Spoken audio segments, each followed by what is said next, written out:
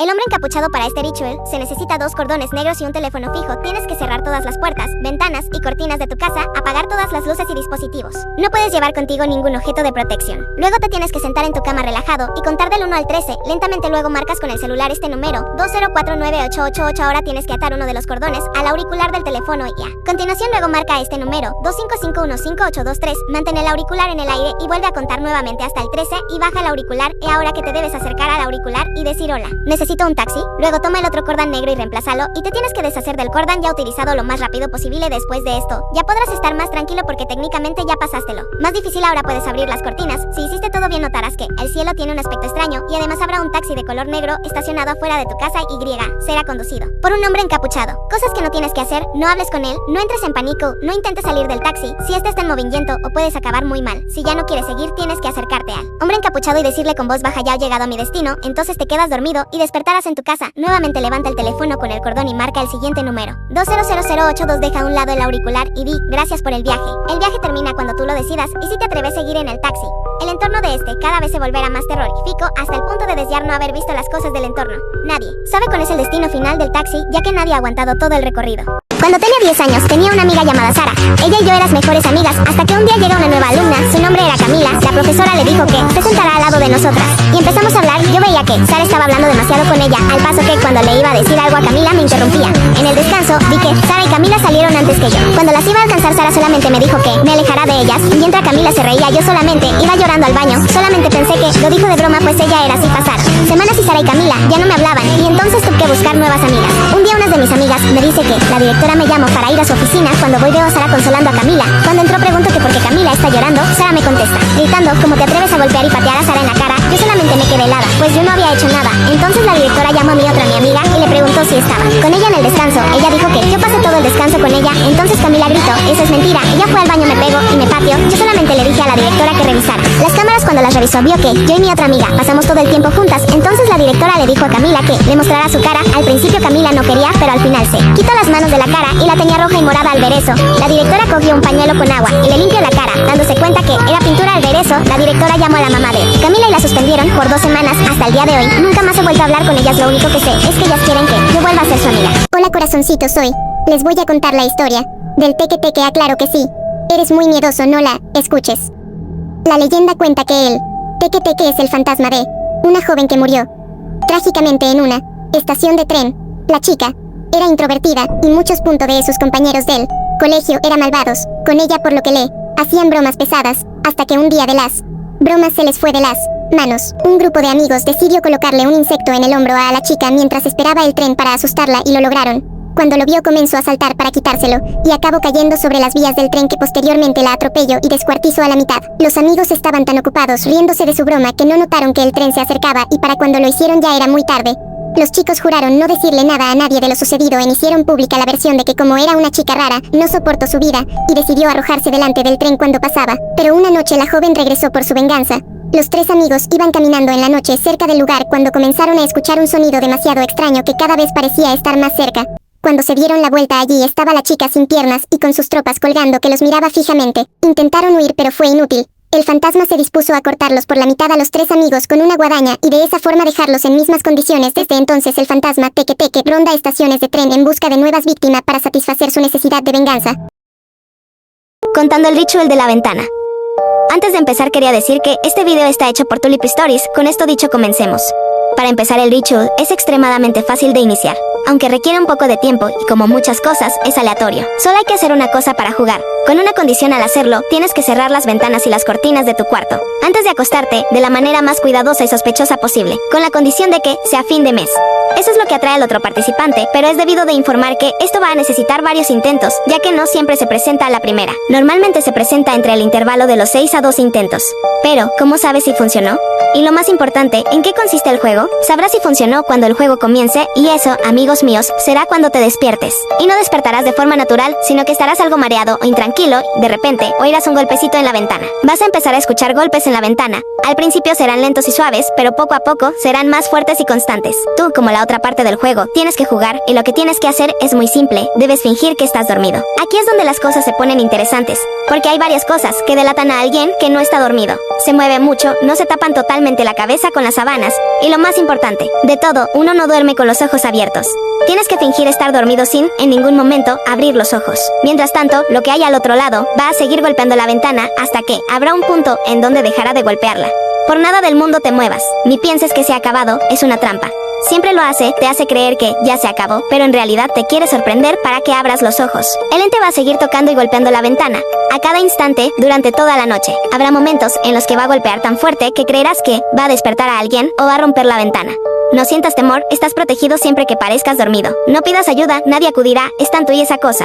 El juego dura toda la noche hasta que amanezca. Sabrás si has ganado cuando veas la luz del sol salir por tu ventana. Esto, mis queridos amigos, es un juego que lo hacen los más osados buscadores de experiencias. Es un juego que se ha hecho tan popular que se comenta constantemente. Yo tengo un amigo que encontró un foro donde hablaban de esto y decían haber participado en el juego.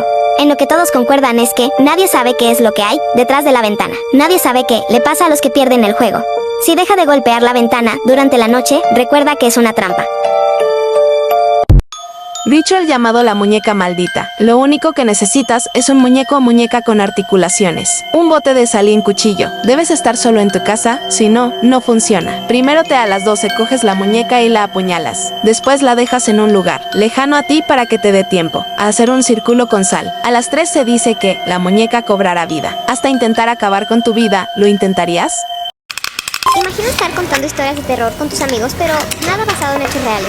Y en eso, uno de tus amigos te dice, bueno, esto a mí me pasó, y además de contarte la historia, te enseña pruebas, y deja tú todo eso, estás justo en el lugar donde ocurrió. Y esto que ven aquí está involucrado. Bueno, pues resulta que un chico llamado David invita a sus amigos a su granja como para que se queden ahí un fin de semana a acampar y demás. Todo esto ocurrido en Kansas. El papá de David era un granjero y además que tenía un terreno muy grande como para cultivo, también tenía animales como gallinas, vacas, caballos, etc. Algunos amigos de David ya habían visitado la granja, pero este era el primer fin de semana que algunos de ellos iban a pasar días ahí. Entonces llegaron a la granja y notaron que alrededor de todo el terreno había una barda color verde que ya estaba un poco gastada. El detalle es que justo a un lado de la granja comenzaba el bosque. Total, todos los amigos salieron hacia un punto de ese terreno y ahí se dispusieron a hacer una fogata. Empezó a anochecer, ellos estaban asando bombones y cuando estaba por ser medianoche, una de las amigas de David propuso que contaran historias de terror y así fue como cada quien iba contando una. Algunos hablaban de ovnis, otros de brujas, otros de diferentes encuentros con criaturas, etc. Todas las historias con cierto grado de terror y notaron que la noche se volvía mucho más oscura y que además los sonidos de los grillos dejaron de escucharse, cosa rara. Y fue entonces cuando David, el dueño de la granja, les dijo, les voy a contar una historia que solamente mi familia sabe, pero creo que se las puedo contar ahora. Y él les contó que en el año 1994, su abuelo había recibido una cámara fotográfica de regalo por parte de un concurso en un programa de radio. Su abuelo estaba encantado con esta cámara porque él nunca había tenido una, entonces le tomaba foto a absolutamente todo. A los árboles, a sus animales, al pasto, al bosque, a piedras, a todo. Pasadas unas cuantas semanas de que le habían dado la cámara, el abuelo de David le informa a su esposa que se va a dirigir hacia el bosque para tomar fotos de los pájaros, de las piedras, de la tierra mojada y demás, y se adentra en el bosque. Pasó todo el día, toda la noche, y el abuelo no aparecía. No fue hasta el día siguiente, muy temprano, que el abuelo de David apareció. Parecía bastante nervioso y venía muy sucio. David y su hermana, que eran unos niños, en ese entonces se encontraban justo en la casa de sus abuelos, entonces cuando vieron a su abuelo llegar, le hicieron muchas preguntas como dónde estaba, qué fotografías tomó, que si había visto algo, si algo lo había asustado, y el abuelo no contestaba, simplemente se notaba bastante nervioso. Después de que David y su hermana continuaron haciendo preguntas, lo único que respondió su abuelo fue, es blanco. Obviamente David no tenía idea qué significaba esto, pero con el paso de los días el abuelo regresó a su actitud normal. Ahora, pasaron unos cuantos días, y según testigos y el informe policial, el abuelo de David se encontraba sentado en el porche de ahí mismo de su granja cuando notaron que un hombre vestido todo de blanco se acercó a la propiedad. Los vecinos lograban escuchar que el abuelo de David le estaba gritando a este hombre preguntándole ¿qué haces aquí? ¿Quién eres tú? Este extraño hombre, vestido todo de blanco, no le contestaba absolutamente nada, simplemente se quedó ahí inmóvil viendo al abuelo de David fijamente. Así que lo que hizo fue sacar su cámara y tomarle una fotografía, pero al parecer, cuando el hombre todo vestido de blanco vio que le iban a tomar una foto, se movió un poco, pero no lo suficiente como para que no saliera en una fotografía. Y cuando se movió fue que el abuelo de David notó que traía algo en la mano, algo que podría lastimarlo. Según los vecinos, vieron cómo el abuelo corrió hacia su casa y al parecer llamó a emergencias. Después de esa llamada que hizo el abuelo, nunca más se supo nada de él.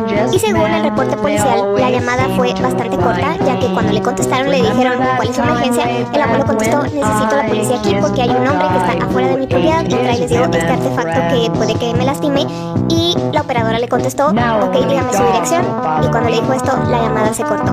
En ese momento, David, su hermana y su abuela no se encontraban en la granja junto con el abuelo, así que cuando llegaron, encontraron un montón de policías y vecinos que estaban ahí. Estaban revisando toda el área, haciendo las investigaciones, y David notó que uno de los policías traía en sus manos una cámara de su abuelo. En esa cámara estaba la foto en cuestión, la cual David poseía. Y es esta foto. Al parecer, esto fue lo último que vio el abuelo de David antes de que ya no se supiera más de él. David obviamente les enseñó esta fotografía a sus amigos y les dijo: bueno, curiosamente donde estamos ahorita es donde ocurrió todo esto, ya que ellos estaban justo enfrente de esta valla que ustedes ven aquí. Cuando les hizo este comentario, todos los amigos se quedaron callados y un poco nerviosos. Incluso algunos de sus amigos decidieron que, ok, iban a pasar la noche ahí porque ya era demasiado tarde, pero al día siguiente se fueron, no pasaron todo el fin de semana ahí. Y los que sí decían que, quién sabe si por la historia o por lo que había pasado, pero ellos se sentían observados cuando estaban afuera de la casa. Algunos más tuvieron pesadillas y alucinaciones. Lo que era seguro era que esta cosa vio que el abuelo de David estaba en el bosque y aparentemente lo siguió hasta su casa. David tiene la teoría que tal vez este hombre estaba cuidando algo y cuando vio que su abuelo se había acercado, lo que hizo fue ir hacia su casa para vigilarlo y llevárselo después. Porque a pesar de que la policía estuvo involucrada y que muchos vecinos fueron testigos de lo que estaba pasando, nunca vieron cuando el abuelo se fue con él o tuvieron alguna pista a los policías de qué le pudo haber pasado. Nunca lo encontraron.